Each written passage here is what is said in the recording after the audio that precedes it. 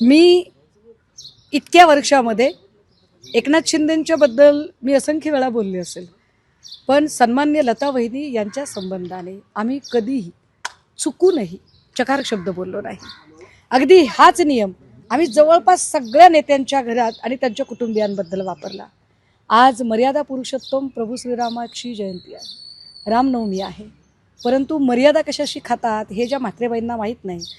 खरं तर मी एक लेवल पाळून असते की कुणावर बोलायचं आणि कुणावर नाही बोलायचं याचे माझे काही मी नियम तारतम्य ठेवलेला आहे. पण हे एकदा नाईलाजाने सांगावं लागेल की विधान परिषदेला डोळ्यासमोर ठेवून आम्ही कसे शिंदेंचे स्वयंघोषित निकटवर्तीय आहोत हे दाखवण्याचा प्रयत्न सभागृहामध्ये नीलम गोरे आणि सभागृहाच्या बाहेर म्हात्रेंकडून चालवला जात असेल तर दोघींच्याही हे लक्षात यावं. चौथ्या पाचव्या फळीतल्या महिलेने तुम्हाला बघता बघता टेकओव्हर करून किल्ला सर केला आहे. तुम्ही आत्ता काय करताय हे सगळं?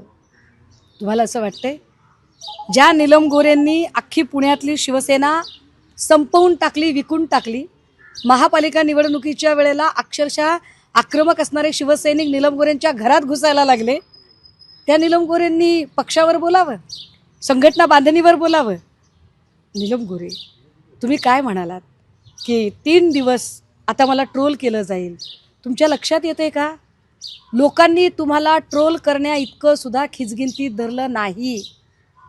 हे किती वाईट आहे नीलमजी, किती वाईट आहे की तुम्हाला ट्रोल करावं इतकं सुद्धा तुमचं चर्चा मूल्य शिल्लक राहिलेलं नाही.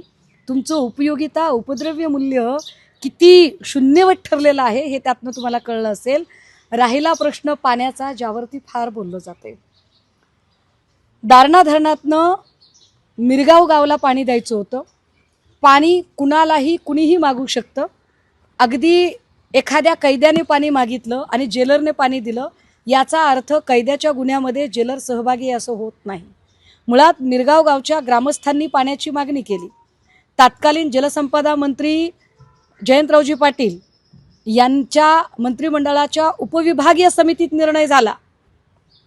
जयंतराव पाटील यांच्या उपविभागीय समितीच्या बैठकीमध्ये तो निर्णय झाला आणि प्रति व्यक्ती प्रतिदिन 30 लिटर क्षमता या न्यायाने पाणी द्यावे असे ठरले.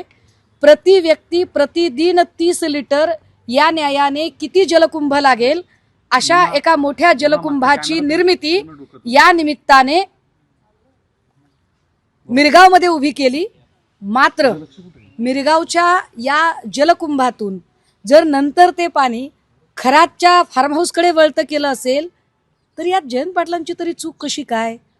पण पाणी हा विषय ह्युमॅनिटी आहे, शस्त्र हा विषय ह्युमॅनिटी नाही.